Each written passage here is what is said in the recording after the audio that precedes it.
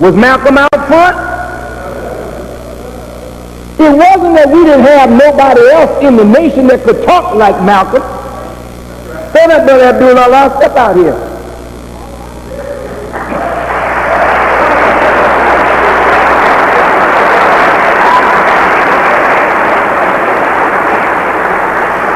This brother was formerly known as John Shabazz from Los Angeles, California.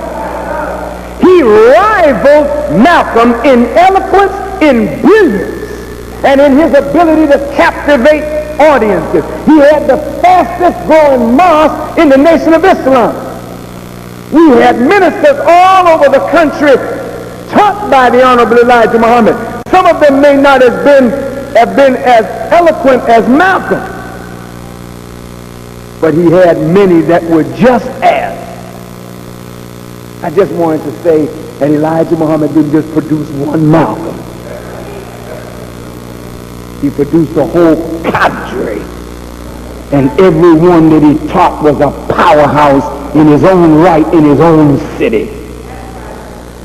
Malcolm was just the out front man. So whenever we went to Harvard or Yale or Howard and we all were around Malcolm, none of us would speak. Malcolm spoke for us. We were quiet. The press would say, well, what do you think? We said, speak to the spokesman. We had that kind of discipline. So when they couldn't get a word out of us, they got it from Malcolm, so they elevated Malcolm. That was the plan. Elevate Malcolm, the articulate spokesman of the wisdom of Elijah Muhammad. And Malcolm was supposed to become a big man and introduce the word to the man that taught him and made him. It was a good arrangement. But what was the government doing all this time? Do you think the government liked the Nation of Islam? Do you think the government liked Malcolm? When Malcolm stood up representing the Honorable Elijah Muhammad, that was an unbeatable duo. Did you see how the enemy writes the FBI files, that they worked night and day to divide Malcolm from the Honorable Elijah Muhammad? What tactics did they use? Part of the tactics was to keep Malcolm in the press as the leader,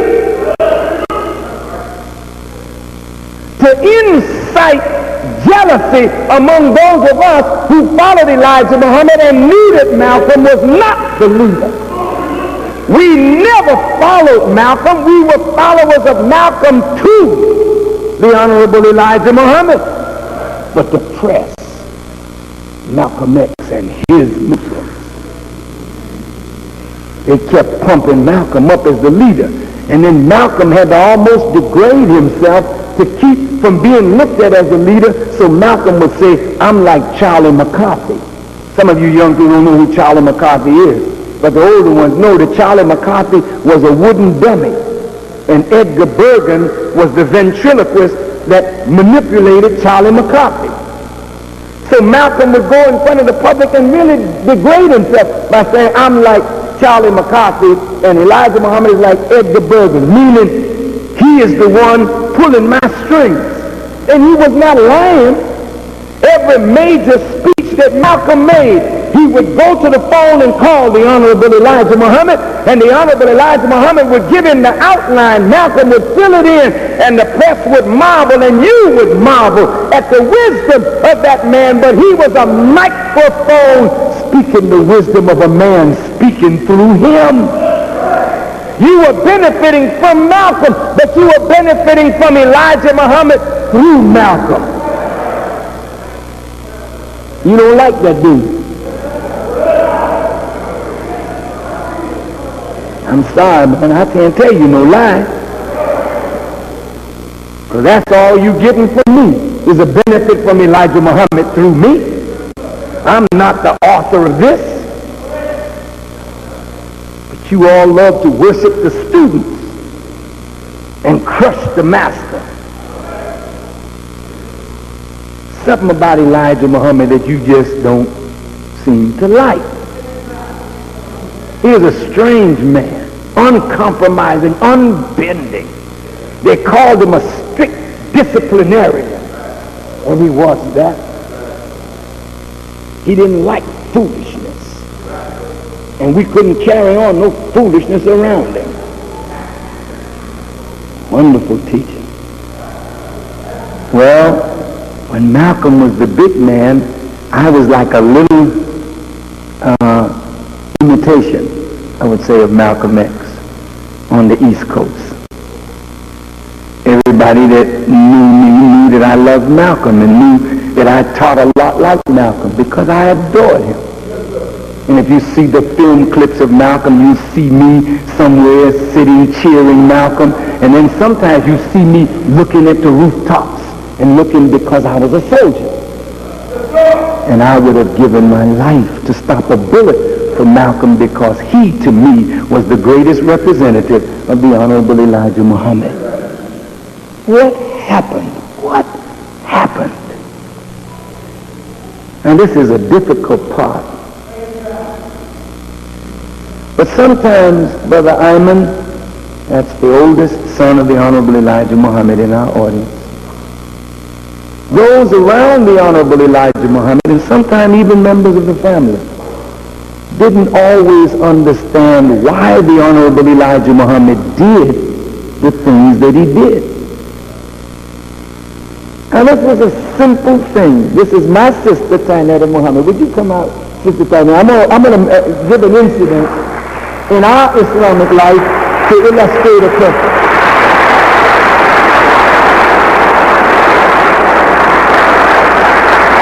Now I happened to see Sister Muhammad when she became a Muslim in 1958, February the 28th, in Detroit, Michigan. I was present. Sister Tainetta Muhammad has a love for art, for culture, for music, but her greatest love is Allah and the Honorable Elijah Muhammad and the Word. So she would take this word and form it into plays. And since I was in show business, I took the word and formed it into music and drama. So one day, I came to see the Honorable Elijah Muhammad, and he said, "Brother, did you write that play, or did you take it from Sister Tainetta Muhammad's play, The Night of the Storm?" I said, "Sir, I don't know anything about the play." He said, "Well, don't worry about it. We'll straighten it all out tonight at dinner." At dinner that night, it was Sister Clara Muhammad, Brother Wallace D. Muhammad, Raymond Sharif, John Ali, Ethel Sharif. They were all around the table. We had gotten finished the soup. Usually the messenger would let you drink the soup. And if there was a case that he wanted to get on, he'd at least let you get the soup down. So you wouldn't go out the door totally hungry. Sister Muhammad, you can go and sit down. Thank you. But I'm making a point.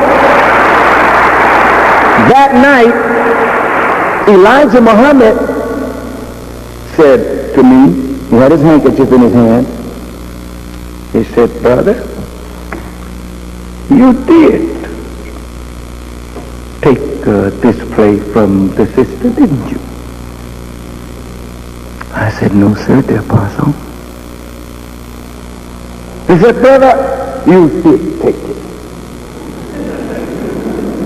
Malcolm saw that play and came and told you about it, and then you wrote yours, didn't you?" I said, "No, sir, dear Apostle, I didn't take her play." Now this time I'm really getting upset because I'm innocent. And Sister Clara Muhammad saw him beating on me, and she wanted to come to my defense. And she said, he said he didn't take it. And the Honorable Elijah Muhammad, in a stern way, said, "Clara, I'm handling this." So she became very quiet. And for the next 10 minutes, he proceeded to beat me and beat. You did take it. And then he would give scenarios of how I took it. So now I don't know what to say. I don't know what to do. I can't be going back and forth with him, arguing with him. It don't look right. You arguing with your teacher, even if you're defending yourself from a false accusation. I didn't know what to do. I said, I know he don't want me to lie. So I said, well, dear Apostle, I did exactly what you say I did. I put it back on him. He took his handkerchief, he threw it down, he said, well, all right then.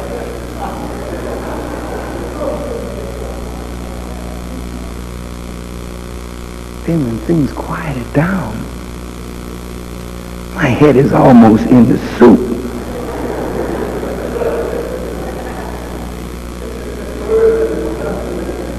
He looked at me and said, brother, I was defending you all the time. And in my mind, I said, what kind of defense is that?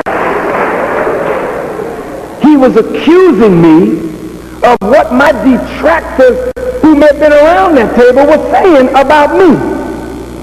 So he took up their charges and hurled their charges at me. He said, brother, I was waiting for you to say that you wrote your play in 1956. She didn't come in the nation till 1958. How could you have taken yours from her? I was waiting for you to accuse her of stealing her play from you. So I said, well, I couldn't accuse her because we both came under your teaching. We didn't know anything about John Hawkins' history until you taught us. So if we wrote a play, we wrote it based on your knowledge. So really, the play is yours. And he looked around the table as if to say, you see? Then later, as I was going out the door, he looked at me and said, you and my son Wallace go and mop up the wilderness. He was testing me. And then years later he said to me, if you really want to see what's in a person, accuse them of something that you know they're not guilty of with a straight face and keep it going. And before long, what's really in them will come out. Now, why would the messenger do that? He wants to know what's sitting up in you because you're going to be elevated.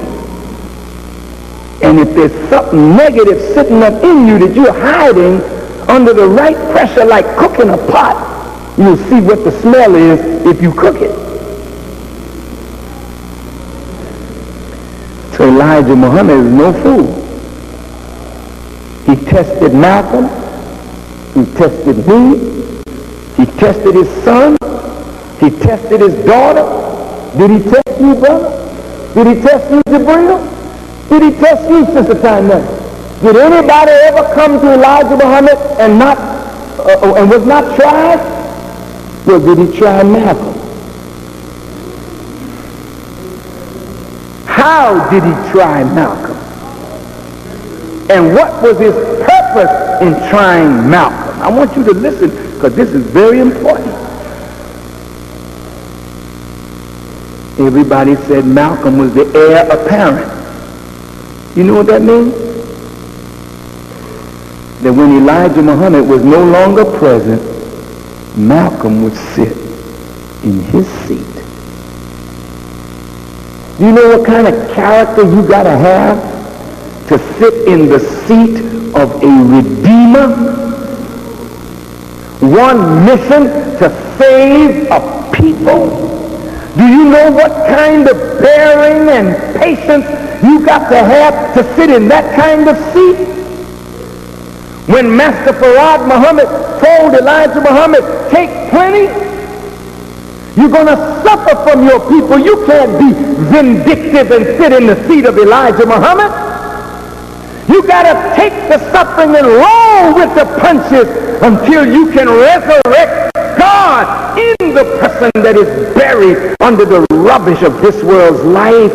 You can't be a low character man and sit in the seat of Elijah Muhammad. Malcolm, being the quote unquote heir apparent, had to be tested more than anybody else. Because if Elijah Muhammad departed from among us, Malcolm would be the one that everybody would look to for leadership.